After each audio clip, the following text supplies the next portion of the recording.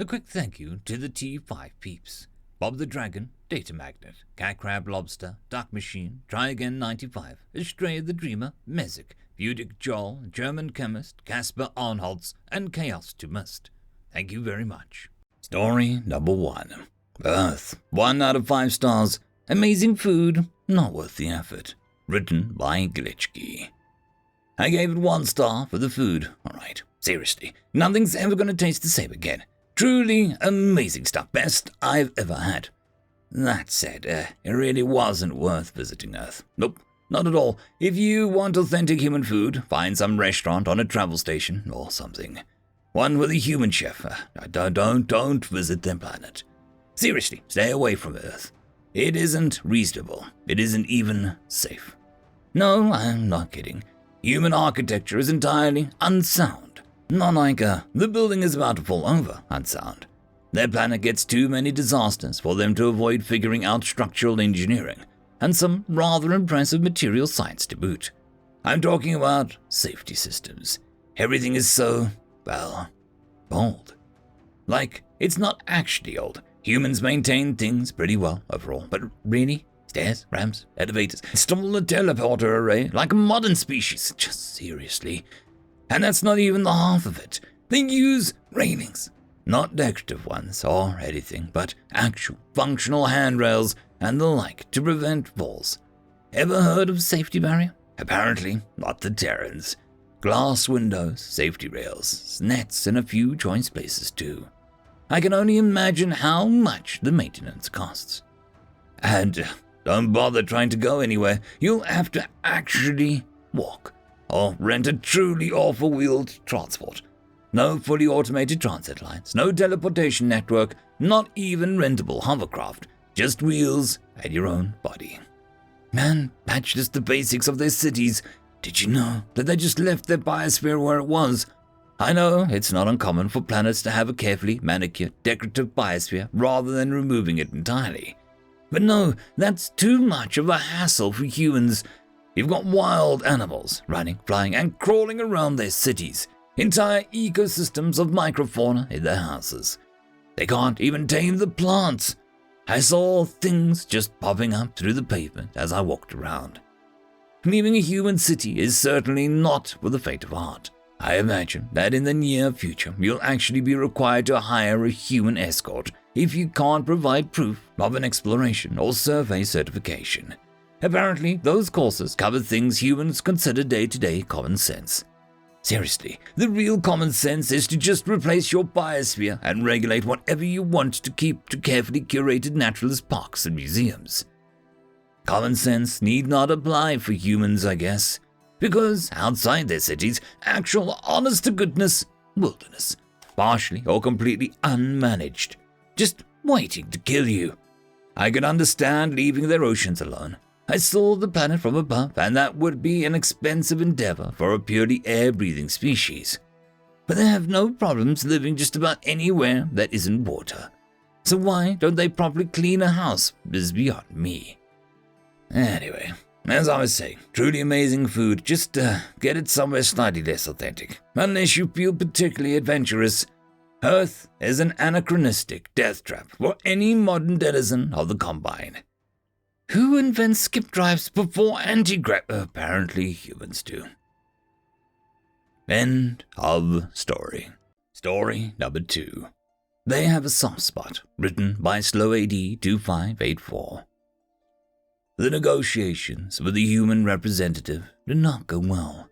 I feel that they're a bit nuts, easily distracted, and we rarely were able to discuss even a single point of business. It is critical that we formalize business and trade treaties with the humans. They are irrational. They lack any focus. How they got to space with this mindset is a mystery to me. I mean, I would expect just a modicum of discipline or professional respect.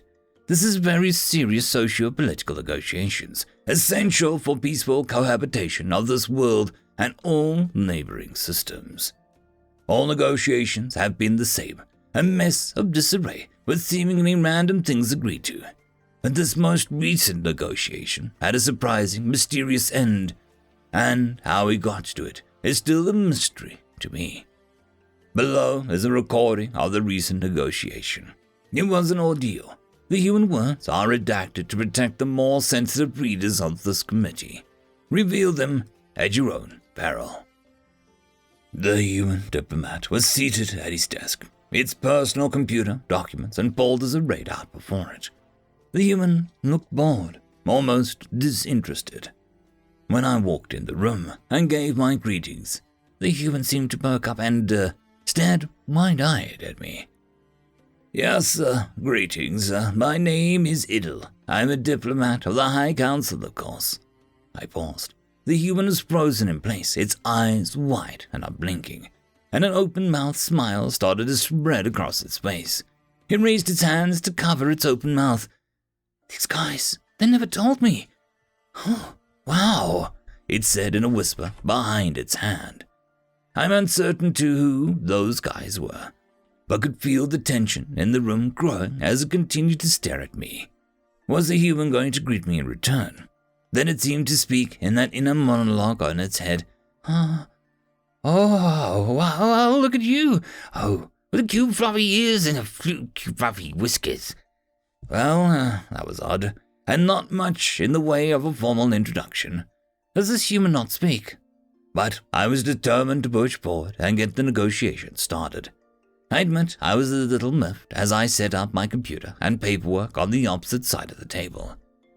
The way his web of nose twitches, upset.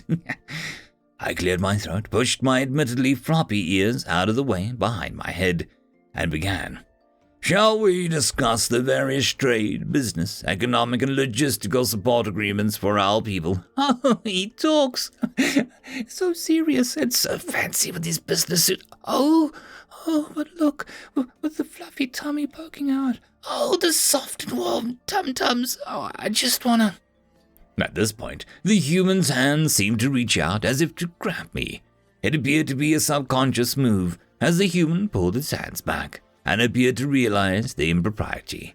It straightened up and tried to put its face to normalcy, but failed to remove the bemused grin as it tried to get back to business. I turned my laptop computer to it to show the first data charts.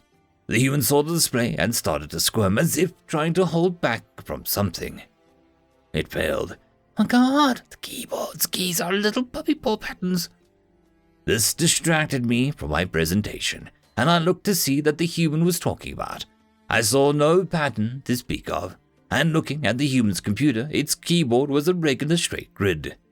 Very little of what the human had stated made any sense. What I was determined to press forward. Please, shall we now discuss the treaties? The human returned to a calm, grinning slightly face, and did its best to get through the presentation. When my point of discussion reached food shortages and off-world support and subsidies, the human nature changed. It suddenly became very serious and focused. You guys, don't have enough food. The presentation slide changed to a child creche soup line of many, many children waiting in the food line, and the human spoke. Oh, no. So many little babies. No, I see zero problem with them getting all the food they'll ever need. You just tell me their dietary needs, little mister, and the nutritional content, and the tonnage, the human said in its now out-loud voice, as it began to furiously type on its computer. I was relieved by this change. The previously expressed inner dialogue was alarming, and a bit hard to follow. Was this, progress? How strange. Very quickly, we had a treaty set up to begin delivering human gigafreighters full of basic food stores. How, did we get to this? And so quickly. The cost of the food stores was surprisingly favorable. Part of the deal was to upload to the human the slide of the soup-line children, and in no time all major human space factories were already committing production queues. Space truckers were already volunteering the gigafreighters. That was surprisingly nice of the humans. Were they generally this magnanimous? Word from other spacefaring species painted a far different picture of them. I saw not even a hint of their warlike nature. I wonder what was so different about us. So that's the report. The indignities I suffered were, all in all, worth the cost for what was gained. We may need the council to analyze the negotiations to try and discover how we came to such a favorable outcome. For now, though, I need to go buy a new business suit. My fluffy tubby is poking out of it. End of story. And that, my friends, concludes this video. I hope that you enjoyed.